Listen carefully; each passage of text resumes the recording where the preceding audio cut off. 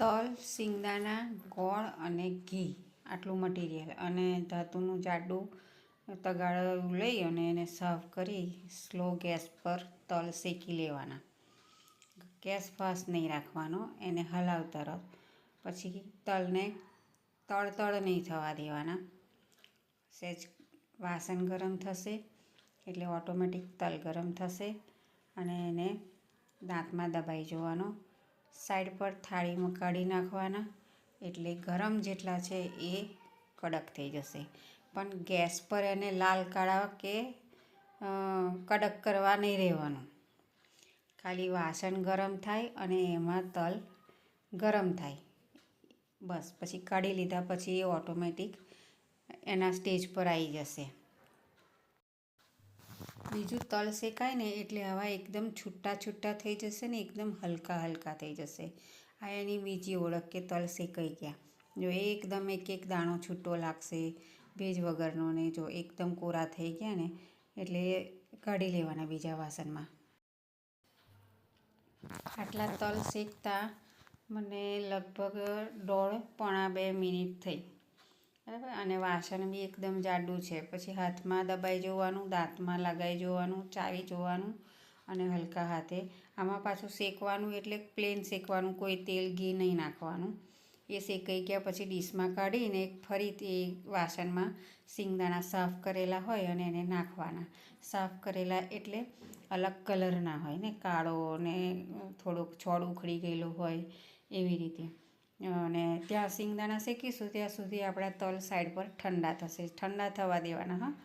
અને શિંગદાણાને શેકાતા થોડી વાર લાગે. કેમ વાર લાગે તો કે જાડો દાણો છે અને અમુક વખત ભૂલ થઈ જાય કે ઉપરનું શિંગદાણાનું છોડું બ્લેક થઈ જાય, પણ આપણે કાઢી લઈએ તો દાણો પોચો હોય. કેમ તો કે તમે ફાસ્ટ ગેસ કર્યો હોય. ગેસ એકદમ સ્લો રાખવાનો અને સ્લો રાખીને હલાવતા એ શેકાવા દેવાનું. છોડાનું કાળો કલર થશે, પહેલાં લાલ પછી કાળો થશે, જો આ રીતે. પછી એને એક હોલવાળા વાસણમાં મૂકો અથવા એક થાળીમાં પહોળા કરીને એને બી ઠંડા થવા દો.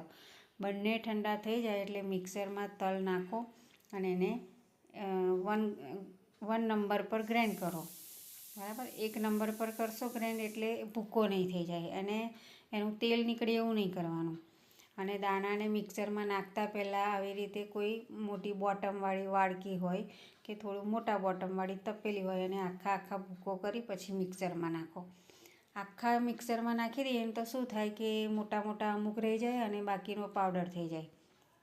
એના કરતાં કટકા કરીને નાખવા સારું.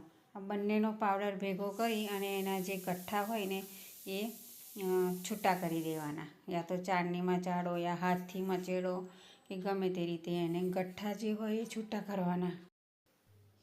હવે બંને પાવડર મિક્સ કરો. એમાં 1 ચમચી સૂંઠ પાવડર, 1 ચમચી ગંઠોડા પાવડર, ના હોય તો ચાલે. ઇલાયચી બી નાખી શકાય. હવે મોટા વાસણમાં 2-3 ચમચી ઘી નાખવાનું, વધારે નહીં, અને ગોળ નાખવાનો અને 2-3 ચમચી ખાંડ નાખવાની. હવે ગોળ કેટલો નાખવાનો તો 1 વાડકી પાવડર હોય, અડધી વાડકી ગોળ હોય, ફિક્સ માપ. 2 ચમચી ખાંડ. કેમ? આશરે. કેમ તો કે એ ટેસ્ટમાં છે ને હમણાં આ ખાંડ નાખીશું તો એ ખાંડ અંદર કડક થઈ જશે. તો એક બાઇટમાં એક પીસ કડક ચોકલેટ આવતી હોય ને એવું લાગશે. નાના છોકરાઓથી માંડીને બધાને ટેસ્ટમાં સારી લાગે. મતલબ એ ખાંડ ઓગળે નહીં, એ ખાંડ કડક થશે, યાની ખાંડનો પાયો થશે. પછી કેરેમલ થાય ને એ ટાઈપની. દાંતનો પ્રોબ્લેમ હોય ને તો ખાંડ નહીં નાખવાની, એ ચાવવામાં કડક લાગે પછી અમુક વાર. હવે ધીમા ગેસ પર ધીમા આવી રીતે ગોળને ગરમ થવા દેવાનો. એની જાતે ઓગળશે, એના ગઠ્ઠા ઓગળશે, પણ હલાવતું રહેવાનું, એને મૂકી નહીં રાખવાનો. ધીમા હલાવતા રહેશો એટલે ગોળ ધીમે ઓગળશે. આપણે 2 ચમચી ઘી નાખ્યું છે આશરે જ, અને ઘી નાખવું એ કમ્પલસરી બી નથી. પછી ગોળ ખાલી ઓગળી જવો જોઈએ એટલે એમાં નાખી દેવાનો પાવડર. અને પાવડર નાખ્યા પછી બધું જ્યાં સુધી આ વાસણ ક્લીન ના થાય ત્યાં સુધી બધું એક રસ કરવાનો. યાની ગોળમાં બધો પાવડર ઉમેરવાનો અને ત્યાર પછી એને હલાવતા હલાવતા એને ગોળ સાથે મિક્સ કરવાનો અને બધું કોરો ના રહી જાય એવી રીતે હલાવવાનો. એટલે આમ હલાવતા હલાવતા જે આપણો ગોળ ખાલી આપણે ફક્ત ઓગાળ્યો છે એ થોડી અડધો તારની આમાં હલાવતા હલાવતા ચાસણી થશે. એને કડક નથી કરવાની આપણે. અને આવી રીતે વાસણમાં છૂટું પડી જાય, જો એક ડો બની જાય ને એટલે આપણું આ ચાસણી થઈ ગઈ છે. જો આ રેડી.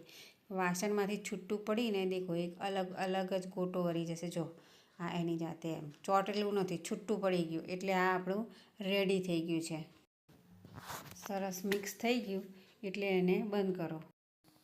થાળીમાં ઘી ચોપડી અને એને નાખી દો, ઠારી દો અને એને વાડકીથી આવી રીતે લેવલ બનાવવાનું, થપાવવાનું. એટલે આપણે 3 ચમચી જ ઘી નાખ્યું છે.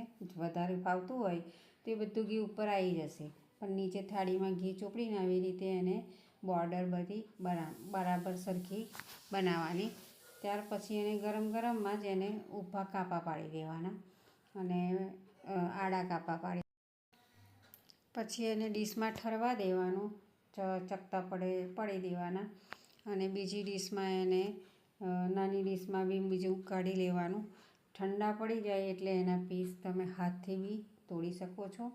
હવે રેડી છે સિંગદાણા, તલ, ગોળ અને ઘીની ચીકી.